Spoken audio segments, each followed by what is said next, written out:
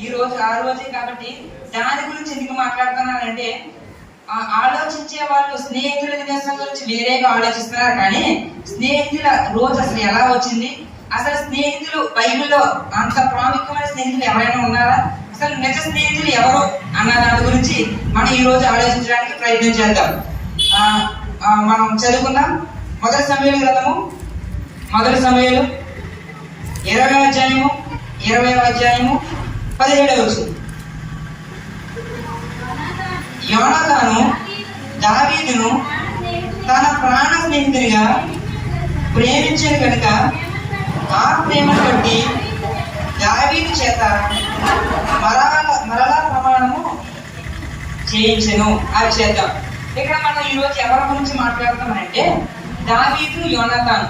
వీళ్ళిద్దరూ ఎవరంటే బాగా బెస్ట్ ఫ్రెండ్స్ అంట. బెస్ట్ ఫ్రెండ్స్ అంటే ప్రాణం ఇచ్చుకునేంత మంచి ఫ్రెండ్స్ అంట. ఈ యొక్క ఫ్రెండ్షిప్ నుంచి మనం ఏదో నేర్చుకోబోతున్నాం. అది చివరిలో దేవుడు మన ద్వారా మాట్లాడకపోతున్నాడు. కాబట్టి ఇక్కడ మనం మాట్లాడుతున్న విషయం ఏంటంటే ఈ యొక్క సమూయేలు గ్రంథము 1వ అధ్యాయము 20వ వచనం మొదటి నుండి 42 వచనాల వరకు ఏం చెప్తుంది అంటే దావీదు అలాగే యోనాతాను యొక్క ప్రేమ గురించి తెలియజేస్తా ఉంది. ఈ యొక్క ప్రేమలో వాళ్ళకున్న ఆ సమస్యలు ఎదుర్కొన్నారంట. ఆ సమస్యలు ఎలా వచ్చినాయి దాని గురించి మాట్లాడదాం. దాని గురించి మాట్లాడాలంటే 20వ అధ్యాయము 1వ వచనం చదవాలి.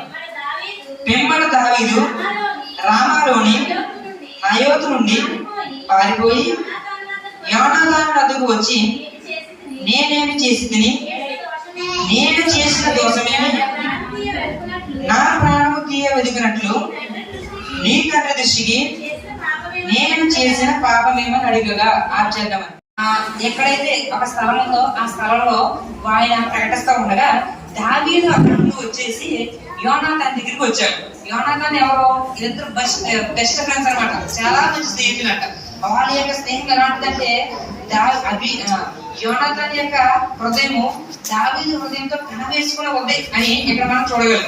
అంటే ఇక్కడ దావీదు వచ్చిన తర్వాత ఏమన్నాడంటే యోనాతానుతో, నీ తండ్రి ఖచ్చితంగా నన్ను చంపేస్తాడు, నన్ను చంపడానికి నాలో పాపం ఏముంది, నేను నీ తండ్రికి ఏమైనా దోషం చేశానా, నీ బ్రదర్కి ఏమైనా దోషం చేశానా, ఒకవేళ చేసి ఉంటే నన్ను నువ్వే చంపేయవచ్చు కదా, సౌలు అంతేగా కొనడం ఎందుకు అని అడిగాడు. అని అడిగితే యోనాతాను ఏమన్నాడంటే, లేదు, నా తండ్రి నాతో చిన్న పని కూడా చెప్పే చేస్తాడు, ఖచ్చితంగా చెప్పకుండా ఏ పని చేయడం చంపడం అన్నాడంట. వీళ్ళిద్దరూ ఒక అండర్స్టాండింగ్ వచ్చిన తర్వాత ఒక నిబంధన చేసుకున్నారు.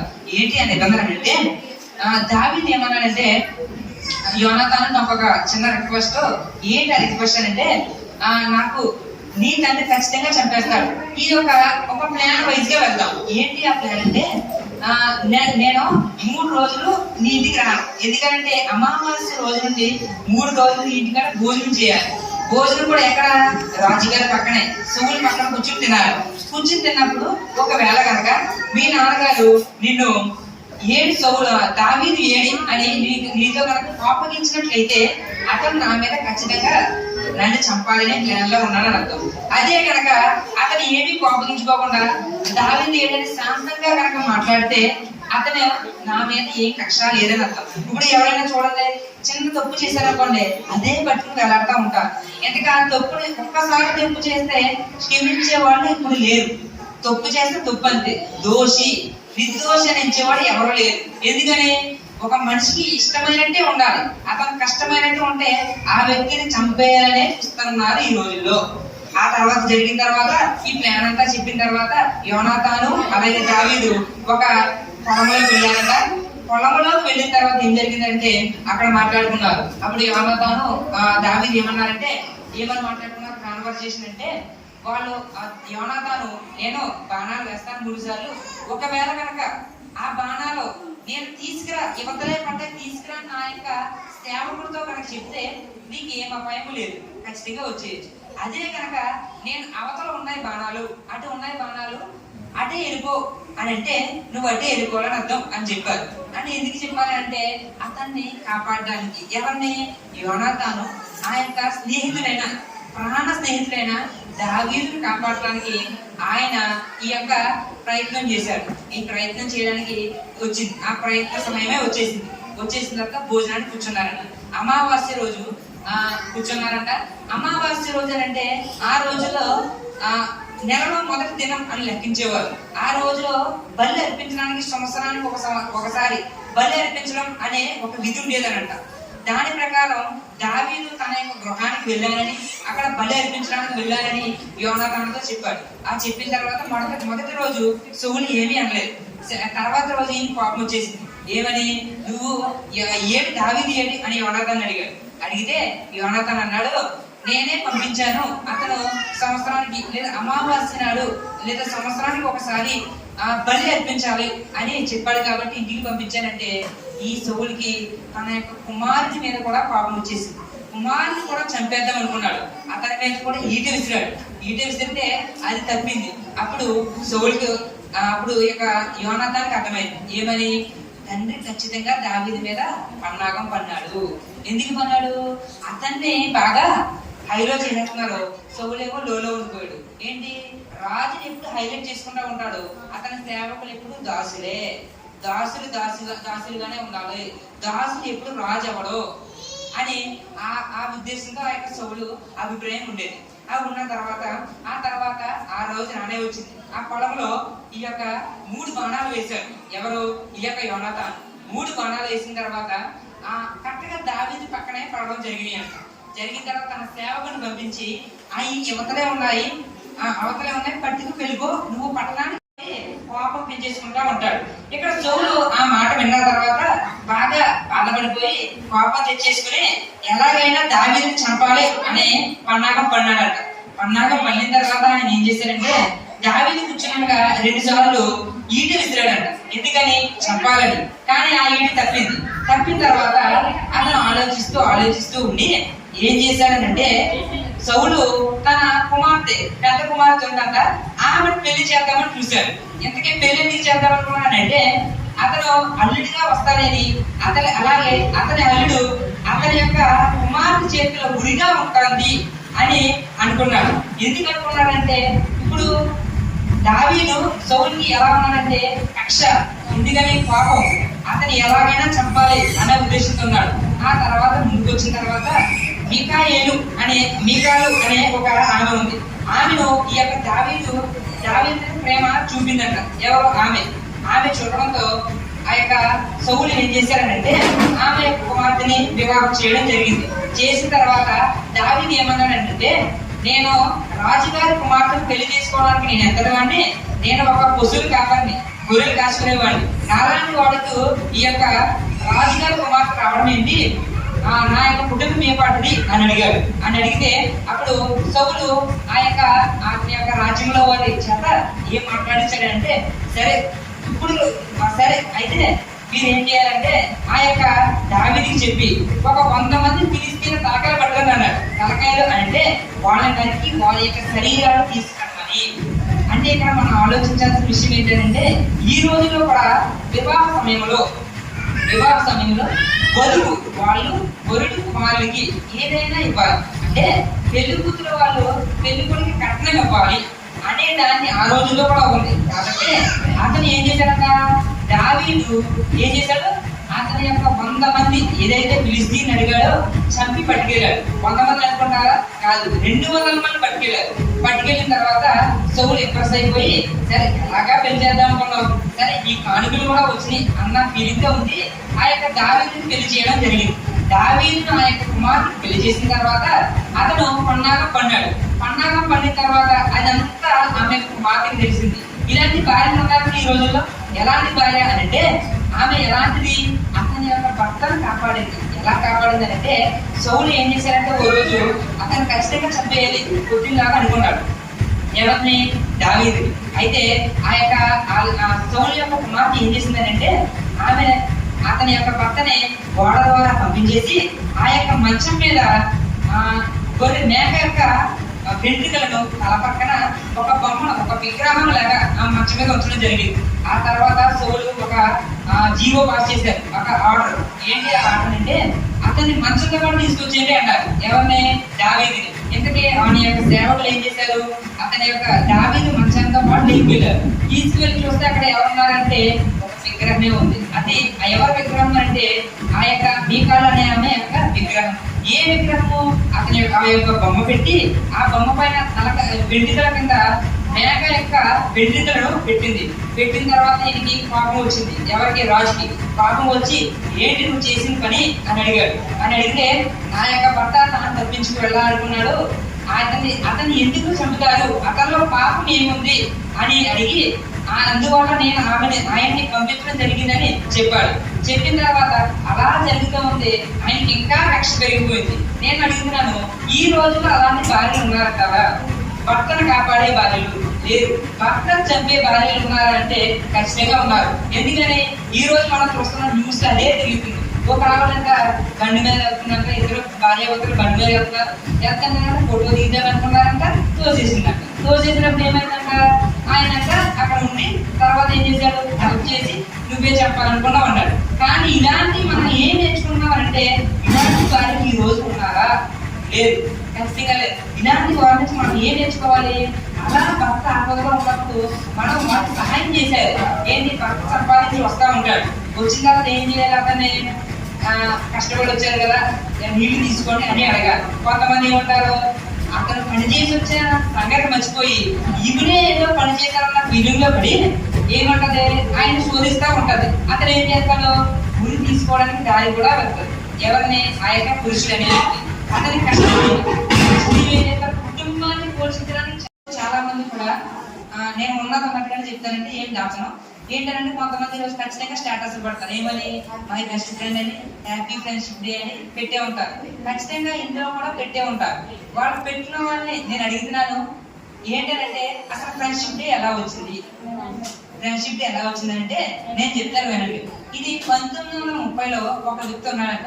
ఆయన పేరే జాయిస్ హాల్ అనే వ్యక్తి. అతను ఏం చేశాడంటే, అతను ఒక వ్యాపారవేత్త, అంటే ఒక బిజినెస్ మ్యాన్. అతను ఏం బిజినెస్ చేసేవాడు అంటే, కార్డులు ఉంటాయి కదండి, గ్రీటింగ్ కార్డ్స్. ఆ కార్డులు తయారు చేయడం ఆయన యొక్క వృత్తి. ఆయన ఎందుకు ఆ కార్డులు చేయాలని అభిప్రాయం వచ్చిందంటే, ఒక పదాల కలయిక మనిషిని తాకుతుంది, అంతే కదండి. కొన్ని పదాలు మనిషిని తాకుతాయి. ఆ పదాలను మనిషిని తాకే విధంగా ఆ యొక్క కార్డుల మీద ముద్రించి ఆ యొక్క కార్డులు అతను వ్యక్తికి ఇస్తే అతను సంతోషంగా ఉంటాడు అనే దాంతో ఈయన కార్డులు అనే వృత్తిని చేయడం జరిగింది. ఒక బిజినెస్ మ్యాన్ అంట. ఈయన హాల్ మార్క్స్ కార్డ్స్ అనేది ఈయన కంపెనీ కూడా ఉందంట అమెరికాలో. ఈయన ఒక రోజు ఆలోచించారంట, ఏమనంటే స్నేహితులు కూడా ఒక రోజు ఉంటే వాళ్ళు ఆ స్నేహితుల గురించి కూడా మనం కార్డులు తయారు చేసేసి మనం బిజినెస్ మ్యాన్ అవ్వచ్చు అన్న ఆలోచనతో పడ్డాడు. అది అప్పుడు వచ్చింది ఆలోచన. ఇది తర్వాత అది ఎవరికి తెరవలేదు. 1930లో 1958లో ఒక వ్యక్తి డాక్టర్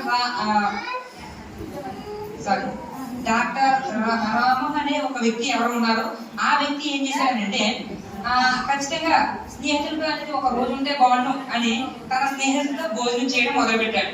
భోజనం చేసిన తర్వాత అతను అలా స్నేహితుల రోజు గడుపుతూ వచ్చింది. తర్వాత 2011లో యునైటెడ్ నేషన్స్ అంటే ఐక్యరాజ్య సమితి అనే వాళ్ళు ఏమన్నారంటే, జూలై 30వ తేదీన అంతర్జాతీయ స్నేహితుల దినోత్సవం ఉంటే బాగుండు అని 2011లో ఆ యొక్క జూలై 30వ తారీఖున అంతర్జాతీయ స్నేహితుల దినోత్సవంగా చేశారు. అలాగే తర్వాత మరి మనం ఎందుకు ఈ రోజు చేసుకుంటామంటే, అలా వచ్చిన తర్వాత మన ఇండియాకి వచ్చేసరికి కొన్ని చోట్ల కొన్ని విధాలుగా ప్రతి సంవత్సరం ఆగస్టు 1వ ఆదివారాన ఫ్రెండ్షిప్ డే చేసుకోవాలి అనేది అక్కడి నుంచి రావడం జరిగింది. మనకేం తెలుసు, ఫ్రెండ్షిప్ అంటే తెలుసు, స్టేటస్ పెట్టడం తెలుసు. కానీ ఎక్కడి నుంచి వచ్చింది? ఒక అతని ఆలోచన విధానం నుండి వచ్చింది. అతని పేరే హాల్ మార్క్ అనే వ్యక్తి. ఆయన ఒక కంపెనీ కూడా ఉందంటండి, ఈ హాల్ మార్క్ అనే వ్యక్తి.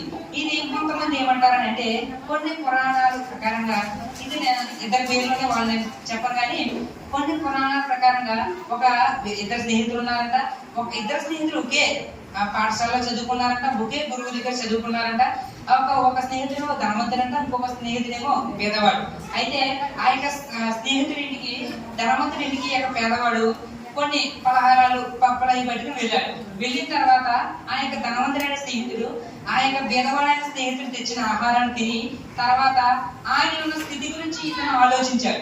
ఆలోచించిన తర్వాత అతను ఇంకొక స్నేహితుడు వెళ్ళిపోయిన తర్వాత అతని యొక్క ఇంటిని మార్చేశారు. ఎవరు?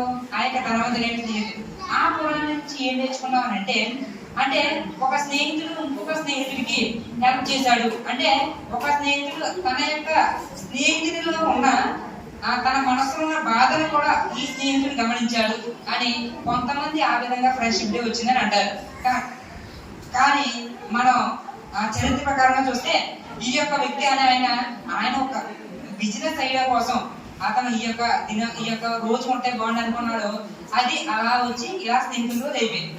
అది స్నేహితుల రోజు అంటే. ఈ స్నేహితుల రోజు ఎందుకు ఇలాంటి వాళ్ళని నేను గుర్తు చేశానంటే, ఈ రోజు చాలా మంది ఏం చేస్తారంటే కొంతమంది చర్చిల మాని కూడా వారి యొక్క స్నేహితులతో వారు అనుకున్న అనుభవాలు ఏయో ఉంటాయి. అనుభవాలు ఏంటంటే ఒకటే ఉంటుందండి, అన్నీ మాట్లాడుకుంటారు.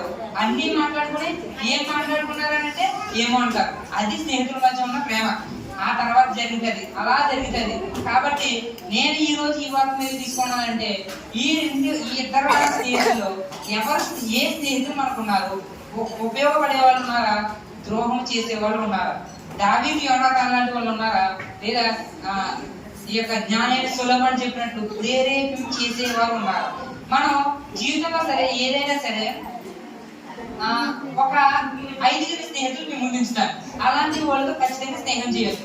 ఎవరు ఆ స్నేహితులు అంటే అదృష్టం మీద ఆధారపడి ఉండేవాళ్ళు.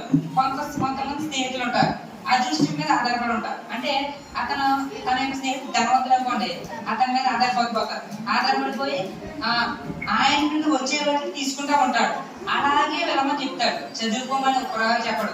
ఎందుకు చెప్పడు? అదృష్టం కలిసి వస్తుంది కాబట్టి. ఈ అదృష్టం కలిసి వచ్చిన వ్యక్తి ఉన్నాడు మనం మాట్లాడుకున్న సందర్భంలో. ఎవరు?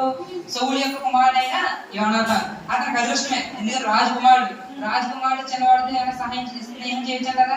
చేయకూడదు. అది అదృష్టం మీద ఆధారపడే వాళ్ళు కొంతమంది ఉంటారు. కానీ యోనాతాను అలా అదృష్టం మీద ఆధారపడి స్నేహం చేయలేదు. అలాగే రెండో వ్యక్తి ఉంటారంటే ఎవరు? అనుకూల మనస్తత్వం గలవారు.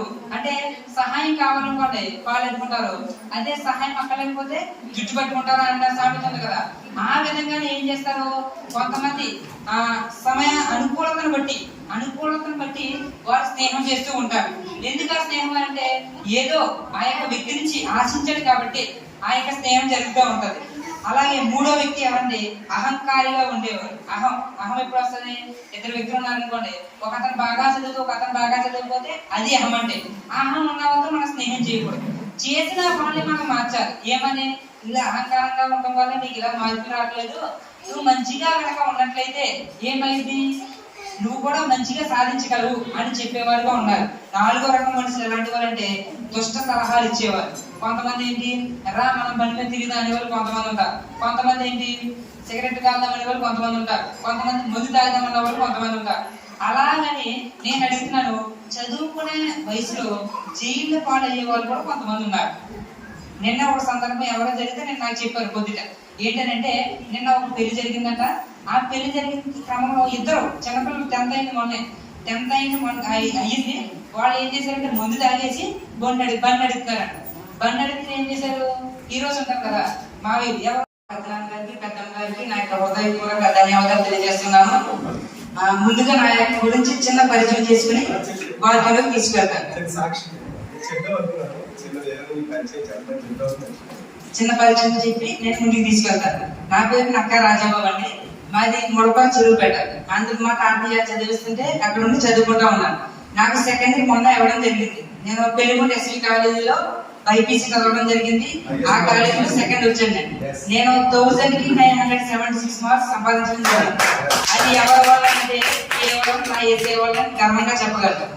అంత మార్క్స్ సంపాదించిన తర్వాత నాకు మనసులో అనిపించింది ఏంటంటే, ఇన్ని మార్కులు మనం నిజమైన దేవుడు ఇచ్చాడు. ఇలా స్వార్థ చెప్తే వాకింగ్ చెప్తే జనాన్ని వారు కూడా నా తోటి చిన్న అంటే నా తమ్ముళ్ళు చెల్లెలైన వాళ్ళు కూడా ఇలా చదువుకుని మంచి మార్కులు సంపాదిస్తాక తోడ్పడుతుంది అన్న ఉద్దేశంతో దేవుడి యొక్క సంకల్పం చొప్పున వేరే సమయానికి దేవుని వాక్యాన్ని బోధించడానికి ప్రభు జీవించారు. దాన్ని బట్టి ప్రభుత్వం శుద్ధిస్తూ ఉన్నాను. అలాగే ఈ రోజు కొంతసేపు దేవుని వాక్యాన్ని ధ్యానించడానికి ప్రయత్నం చేద్దాం. ఏంటంటే ప్రతి మనిషి జీవితంలో కూడా ఆ యొక్క జీవితం అంటే ఒక యాత్ర లాంటిది. ఆ యాత్రలో ఒక్కొక్కసారి కన్నీళ్ళు వస్తాయి. అది ఎవరంటే కేవలం నా ఏసే వాళ్ళని గర్వంగా చెప్పగలరు. అంత మార్క్స్ సంపాదించిన తర్వాత నాకు మనసులో అనిపించింది ఏంటంటే, ఇన్ని మార్పులు మన నిజమైన దేవుడు ఇచ్చాడు. ఇలా ఇలా సువార్త చెప్తే వాక్యం చెప్తే జనాన్ని ఇది వారు కూడా నా తోటి చిన్న అంటే నా తమ్ముళ్ళు చెల్లెళ్ళైన వాళ్ళు కూడా ఇలా చదువుకుని మంచి మార్కులు సంపాదిస్తాక తోడ్పడతాది అన్న ఉద్దేశంతో దేవుని యొక్క సంకల్పం చొప్పున వేరే వేరే సమయాలకి దేవుని వాక్యాన్ని బోధించడానికి ప్రభు కృప చూపించారు. ఆయన బట్టి ప్రభుని స్తుతిస్తున్నాను. అలాగే ఈ రోజు కొంతసేపు దేవుని వాక్యాన్ని ధ్యానించడానికి ప్రయత్నం చేద్దాం. ఏంటంటే ప్రతి మనిషి జీవితంలో కూడా ఆ యొక్క జీవితం అనేది ఒక యాత్ర లాంటిది. ఆ యాత్రలో ఒక్కొక్కసారి కన్నీళ్ళు వస్తాయి, ఒక్కొక్కసారి సంతోషం కూడా వస్తుంది. ఆ యొక్క కన్నీటిని సంతోషాన్ని పంచుకునే వాళ్ళు ఎవరైనా ఉన్నారా అని అంటే వాళ్ళనే స్నేహితులు అంటారు. ఈ రోజు ఆ రోజే కాబట్టి దాని గురించి ఎందుకు మాట్లాడతానంటే ఆలోచించే వాళ్ళు స్నేహితుల దినోత్సవం గురించి వేరేగా ఆలోచిస్తున్నారు. కానీ స్నేహితుల రోజు అసలు ఎలా వచ్చింది, అసలు స్నేహితులు బైబిల్లో అంత ప్రాముఖ్యమైన స్నేహితులు ఎవరైనా ఉన్నారా, అసలు నిజ స్నేహితులు ఎవరు అన్న దాని గురించి మనం ఈ రోజు ఆలోచించడానికి ప్రయత్నం